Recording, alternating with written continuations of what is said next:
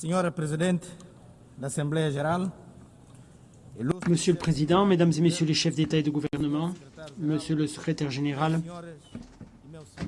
Mesdames et Messieurs, permettez-moi de commencer par féliciter Madame Annalena Baerbock pour son élection au poste de présidente de la 80e session de l'Assemblée générale des Nations unies. Je remercie le président sortant, M. Philemon Yang, pour tout ce qu'il a fait au service de la communauté internationale. Au secrétaire général, M. Antonio Guterres, je tiens à réaffirmer le plein soutien de la Guinée-Bissau aux efforts inlassables qu'il déploie au service de la paix dans le monde, de la coopération internationale, du multilatéralisme et du développement durable.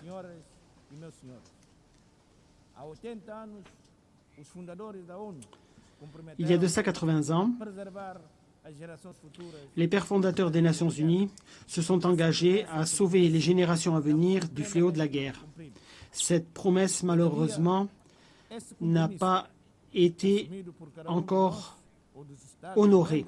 Cependant, cet engagement que tous les États membres de l'organisation ont pris lorsqu'ils ont adhéré à la charte reste entier et continue d'être honoré par le dévouement de chacun des soldats de la paix et de chacun des travailleurs humanitaires qui, très souvent, font la différence entre la vie et la mort dans des zones de conflit ou après des catastrophes naturelles. Les institutions des Nations unies comme l'OMS, l'UNESCO, l'UNICEF, la FAO, le PAM, le HCR et le PNUD, entre autres, fournissent traitements, éducation, vaccins, denrées alimentaires et protègent tous les jours des millions d'êtres humains et contribuent à la lutte contre la pauvreté et la discrimination à l'encontre des femmes et des filles partout de par le monde.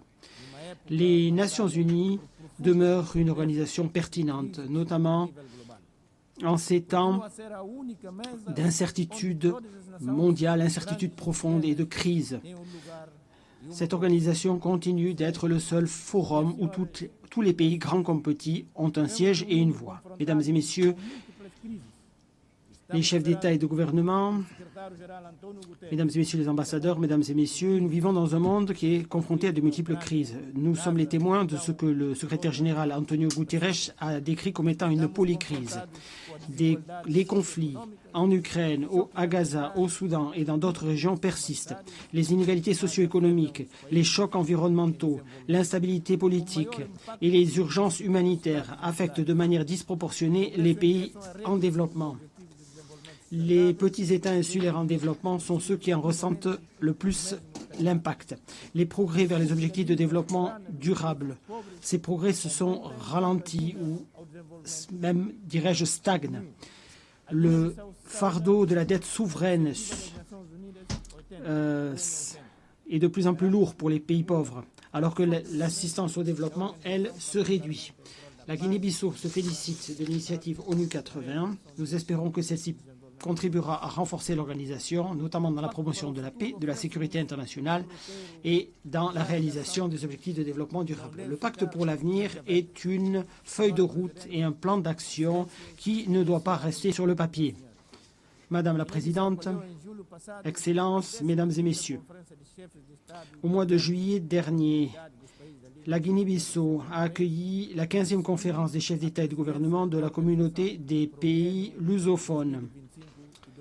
J'ai assumé la présidence de cette communauté pour la période 2025-2027.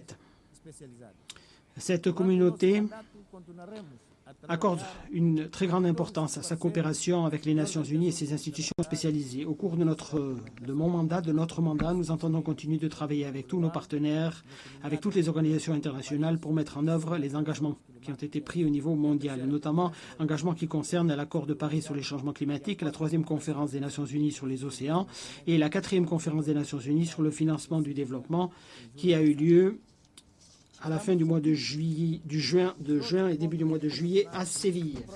Nous sommes convaincus que 2 réunions internationales majeures prévues au mois de novembre, à savoir la 30e conférence des parties à la Convention cadre des Nations Unies sur le changement climatique à Belém, au Brésil, et le 2e sommet mondial pour le développement social à Doha, au Qatar, seront des plateformes clés et autant d'occasions de renforcer notre coopération et d'avancer dans la réalisation de nos objectifs communs.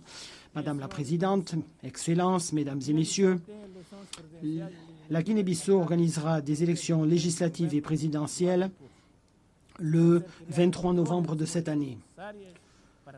Toutes les conditions nécessaires sont en train d'être mises en place pour veiller à ce que ces élections soient des élections pacifiques, libres, transparentes et crédibles. Au cours des 5 dernières années, j'ai accordé la priorité au dialogue, à l'inclusion, à la stabilité politique et à la consolidation de l'état de droit démocratique. Je suis convaincu que ces élections réaffirmeront la nature ou le caractère irréversible de la citoyenneté et des valeurs démocratiques en Guinée-Bissau. Madame la Présidente, Excellences, Mesdames et Messieurs, permettez-moi de conclure en disant que dans un monde de plus en plus interdépendant, nous avons besoin aujourd'hui plus que jamais d'un ordre mondial basé sur les principes qui sont consacrés dans la Charte des Nations Unies, basé sur le respect du droit international et dans le principe de la coexistence pacifique. La Guinée-Bissau tient à réitérer son appel à la fin de l'embargo financier, commercial et économique ainsi qu'aux autres formes de restrictions imposées à Cuba. 80 ans après la création des Nations Unies, le monde a changé. Nous ne sommes plus juste les 51 pays qui avaient signé la Charte des Nations Unies en 1945. Aujourd'hui, les Nations Unies, c'est nous tous, les 193 États membres, ainsi que les États observateurs, les organisations non gouvernementales, les organisations de la société civile et d'autres acteurs représentés dans cette grande salle de l'Assemblée générale.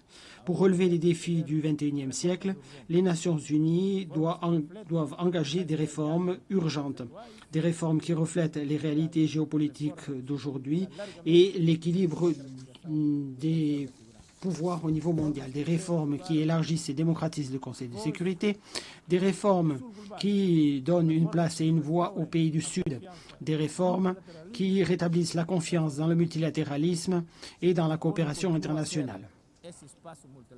Les Nations Unies continuent d'être un espace multilatéral unique où le dialogue est encore possible, même lorsque la diplomatie et les bons offices ont échoué ailleurs et dans d'autres circonstances. La légitimité, la force et l'avenir des Nations Unies résident dans l'inclusion et la participation de tous dans les délibérations et les décisions qui sont prises. Ces idéaux fondamentaux, la paix, la dignité, l'égalité, l'éradication de la pauvreté, la coopération et le règlement pacifique des conflits restent bien en vie et continuent d'inspirer les objectifs de la communauté internationale et la marche de l'humanité. Je vous remercie.